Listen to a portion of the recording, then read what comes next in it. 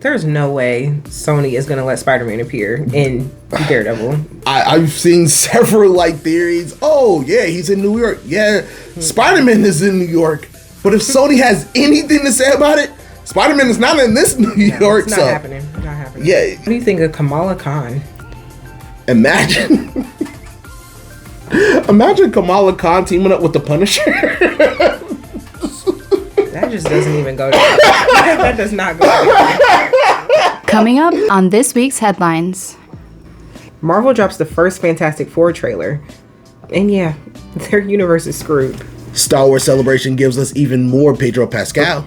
We get a glimpse of how Toph will differ from the animated series. And finally, following the season finale of Daredevil Born Again, we discuss who should be a part of his army in his fight against Kingpin in season 2. My name's Taylor, and that's Jermaine, and this is your weekly show giving you nerdy news and headlines you might have missed throughout the week. And this is in case you missed it for the week of April 14th.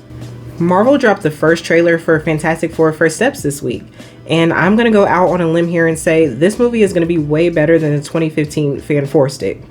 Shocking, I know. This trailer gave us a little bit of everything. The first look at the female Silver Surfer, Shala Ball, each character using their powers, and probably the most important part, showing us that Sue is pregnant with Franklin Richards. If you don't know who Franklin Richards is, take the time to look him up. He's seriously OP. And he should have a huge part in Avengers Doomsday and Secret Wars. This trailer, however, feels eerily very positive. The world loves them. They're essentially celebrities until Galactus comes, and then things take a very sharp turn. And I just don't think their world or universe is going to survive. Or maybe Franklin will warp their reality into the 616. I don't know. What do you guys think? And speaking of Mr. Worldwide, Pedro Pascal himself made a surprise appearance in Star Wars Celebration in Japan earlier this week. He showed up to promote his upcoming movie, The Mandalorian and Grogu, which is going to hit theaters in May 2026. Also, director Sean Levy appeared with Ryan Gosling to announce that their new Star Wars film, Star Wars Starfighter, is going to hit theaters in 2027. Oh, if I could just be with Anthony when he heard this announcement. Next, we talked about Star Wars. Ryan Gosling is... Okay, first off, listen. There's some actors or musicians or whatever that, sometimes you see that they're associated with a project or a movie or an album or a show or something like that, and you just think to yourself yeah, I'm probably not going to watch that. Well, Jermaine, Ryan Gosling is one of those people. I will, and it's nothing against him as a person. Of course I don't know him, just some random dude, but probably my favorite announcement of the night is that we are indeed gonna get a Darth Maul series on Disney Plus next year. Granted, it is animated. I just, come on. Give me more Darth Maul. It's my guy. Hold on, real quick. Can we go back to the beginning? Why is Pedro Pascal in everything? He's Joel, Mr. Fantastic, Mando. I mean, honestly, would not be surprised if Tyler Perry announced that he was going to be the lead in his next movie. Fans are freaking out over the last Airbender series because, shocker, it's going to be different than the animated series. The actress playing Toph did an interview where she said that her version of the character is going to be a bit older and slightly more feminine.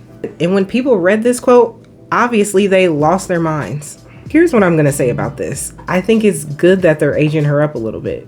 I don't think we need a 12-year-old playing her. I don't know who needs to hear this, but a lot of child actors suck. So I can get on board with it. Also, even though Toph was an absolute savage in the series, she definitely had her feminine side show a lot. She was obviously so in love with Sokka that many people think that he could be the father of one or both of her children. I just think this series deserves the let's wait and see approach, especially what they did with season 1. That's not gonna happen. That's not gonna happen. Have you checked Twitter? I mean, yeah, it's most likely not gonna happen. Season 1 of Daredevil Born Again wrapped up earlier this week, and Matt realized he needed an army to take on Fizz's army smartly. However, the last time we saw them, his army looked a little bit underwhelming. But don't worry, that's why we're here, because we're gonna go down a list of potential names that we would hope to see in season 2 and names that they could leave out. All right, so first of all, can we just all say that there's no way Sony is going to let Spider-Man appear in Daredevil? I've seen several like theories. Oh yeah, he's in New York. Yeah, Spider-Man is in New York.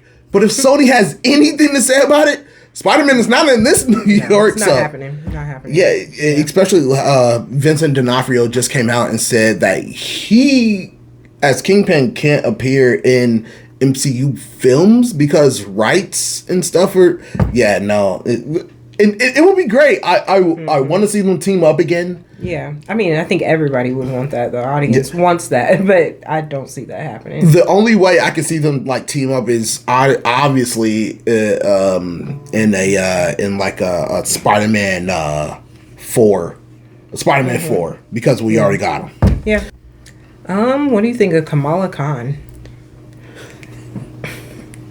So we got her dad this series, and that was amazing. By the way. I love that episode, but here's the thing: imagine Kamala Khan teaming up with the Punisher. That just doesn't even go together. That does not go together. Like, can we just imagine? Like, oh my god, yeah, you saw cats swallowing people, but have that actually might be gold though. That would probably be like comedic genius to put her and her. You know, people said that show was so kiddie and PG with him. Like John Wick of the MCU, that would be. I don't want him tainting her beautiful soul. No, absolutely not. Yeah. So far, I think we're 0 for 2. So far, I think we're 0 for 2. 0 for 2. Next one though, I would be excited about Jessica Jones. Okay. Maybe I'm the weird one. I really thought that at the end of the season, Bullseye was in her office. Like, why would he be in her office? I don't know, but nobody's talking about it. Just me. It did seem like he was in her office at the end of season 1. Her apartment. Yeah, well, yeah. Her apartment / office. Yeah, no, it looked like it. It did. Nobody's mentioned that though. Yeah, and I think now's the perfect time to say that I feel like Disney Plus was trying to scramble, get everything about the Netflix Daredevil series to Disney Plus when they started reworking it. I do think that they would have had Jessica Jones there. There's no way. Like, she's a fan favorite. We want to see her. Yeah, so I think Jessica Jones is kind of a sure thing. Yeah, I agree. I feel like she fits anyway. I mean, she's a PI, and then going with, the whole lawyer concept of the show and just everything that's going on, I feel like it fits. It would be great to see, like, what she was doing to undermine Fisk as well. So, yeah, absolutely. Yeah. Luke Cage. How do you feel about him? I don't want to see Luke Cage. Like, how season 2 ended, like, it would be cool to see him. I don't want to see Luke Cage either. Okay, so in my view, the characters that I want to see, I want to continue visiting their story. How season 2 ended, wasn't a fan. I mean, if push goes, no. Actually, I take that back. How do you feel about Luke Cage? Just with how the series itself wasn't as great as some of the other series. Like, Jessica Jones was great. It was better than Iron Fist. Yeah, I think I would say it's better. But I don't know, I feel like somebody, because in the comics, what it had Jessica Jones and Luke Cage. Yeah, they were together. They were together. Married. They were married. So I guess some people were predicting that would happen in. They deviated far, though. Like, in the series, they deviated so far. So I'm not. I don't. Okay. So because I'm like been so negative, I would want Luke Coulter to come back. I would want him like, hey, just whatever you were doing, like at the end of Luke Cage season 2. Hey, snap happened. You're gone. You're back, and you reconnect with Jessica Jones. So yeah. So I'm gonna say yes. I'm gonna say yes. Mm-hmm. So 2 defenders. What about Iron Fist? No. Nope. Mm-mm. Yeah, I gotta agree with you on that one. He has said that he wants fans to give him a chance, though. Like, he has said.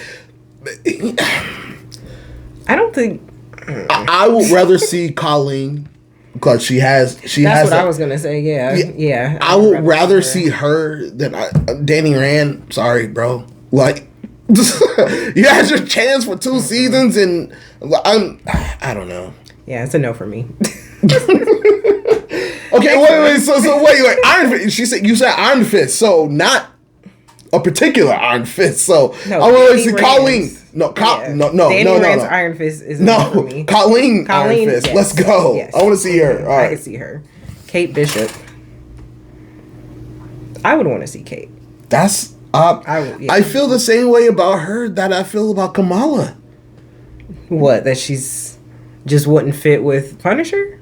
Or here's the thing. Daredevil did connect because the Swordsman was in Hawkeye. It's her father-in-law, essentially, like, or her mom's girlfriend. So I could see. Do I want her corrupted? Do I want my sweet baby angel Haley Steinfeld in the city of? Oh wait, and she has a connection to Kingpin too. Yeah. Based on her character, I could see her like she can handle. Yes, herself. she can come. Yeah. No, but this version of Kingpin would not like her. And he is very brutal. So yeah. So yes, I would say yes. I would say yes. Next is Clint. No. What do you think about him? No, absolutely no, absolutely not. No, You don't think so? I don't. First of all, I don't even think he lives in New York. He was only in New York on a Hawkeye because they were going to go see Rogers the musical, and he hated that. So I would say no. He doesn't. He lives in the country. He doesn't live in New York. No. That's true. He needs to be with his family. He needs to. He needs to not be there. So. No. And Wong is the last one. I want to see Wong. I don't want to see him a part of the show because it's so grounded. But how great would it just to see Wong? We all want to see Wong. Just to appear. Yeah. Hold on. You said this was the last one. Mm-hmm. Got to throw in one more. Go ahead. She-Hulk. I know she's in California. Yeah, However, I was gonna say that doesn't even. However, she's like, hey, you need an extra lawyer. And then like she comes with Meg the Stallion. That would actually be hilarious because he showed up. I mean, Matt Murdock showed up on She-Hulk, so. And she was like, "Hey, I'm working a case." And then she gets a cup of coffee. The fans would probably hate it, but I would actually like to see that. Yeah. All right. So who do we have? We have. So we have Jessica Jones. Iron Fist, but Colleen, Kate Bishop, and Wong.